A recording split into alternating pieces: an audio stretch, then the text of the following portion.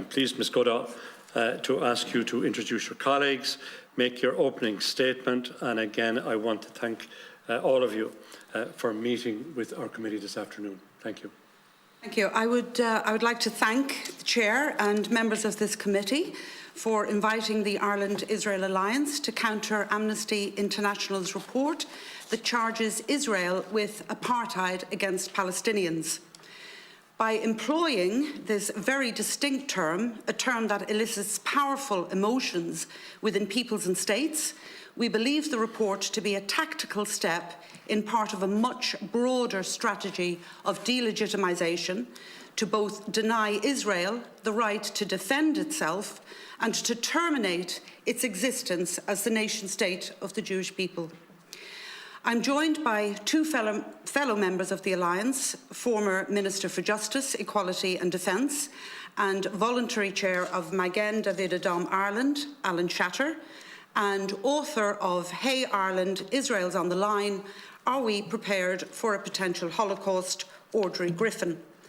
I am also joined remotely from New York by Yousef Haddad, a private Arab-Israeli citizen of Israel and CEO of Together Vouch for Us, an Israeli NGO that seeks to create better understanding and cooperation between Israeli Arabs and Israeli Jews.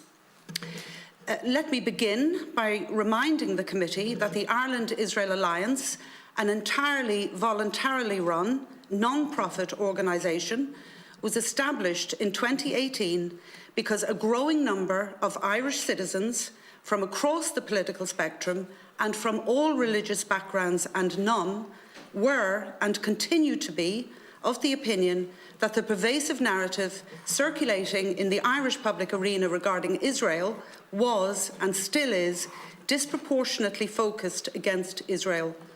Our objective remains to bring more balance to that narrative and to make a constructive contribution to the debate. On that note, I would like to thank Taoiseach Micheál Martin and the Irish Government for refusing to adopt Amnesty's outrageous apartheid depiction, a depiction that is entirely divorced from the reality on the ground, is a gross distortion of truth and is employed to demonise and delegitimise the Israeli state. Ireland is not alone in taking this stand, thankfully, as the United States, Germany, United Kingdom, Austria, the Czech Republic, Australia, Canada, Netherlands and France also reject Amnesty's charge, as have organisations and individuals across the world, including Mansour Abbas, leader of the Arab Muslim Nationalist Party that forms part of Israel's own governing coalition. I will defer shortly to Yousef Haddad, himself an Israeli Arab, who will speak regarding this reality. The Amnesty report has essentially repackaged the ideologically inspired claims of the Human Rights Watch and B'Tselem reports that preceded it. Baseless, ideologically motivated claims that are in reality an impediment to peace between Arabs and Jews in the region. It is worth noting that the founder of Human Rights Watch, Robert Bernstein, who for several decades was president of Random House, one of the most prestigious publishers in the United States, published an article in the New York Times in 2009 strongly criticising the organisation he founded for ignoring serious human rights violations in closed societies, for its anti-Israel bias, and for, quote, issuing reports that are helping those who wish to turn Israel into a pariah state, end quote. That B'Tselem's similar report comes from an Israeli NGO serves to illustrate that far from being the oppressive apartheid state B'Tselem claims it to be, Israel continues to ensure complete equality of social and political rights to all its inhabitants, irrespective of religion, race or sex, guaranteeing freedom of religion, conscience, language, education and culture, as outlined in Israel's Declaration of Independence of May 1948.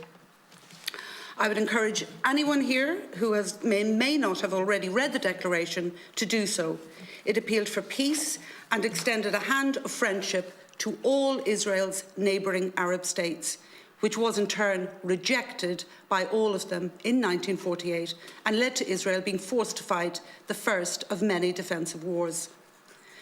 Most disturbingly of all are Amnesty's recommendations, beginning on page 272 of the 280-page report, to say that they are effectively calling for the dismantling of the State of Israel may not be immediately obvious to some, but take a closer look. Amnesty advocates for the right of return of some 5.7 million Palestinian refugees to Israel, a country slightly smaller than the province of Munster, and which, if implemented, would effectively mean the elimination of Israel as the nation-state of the Jewish people.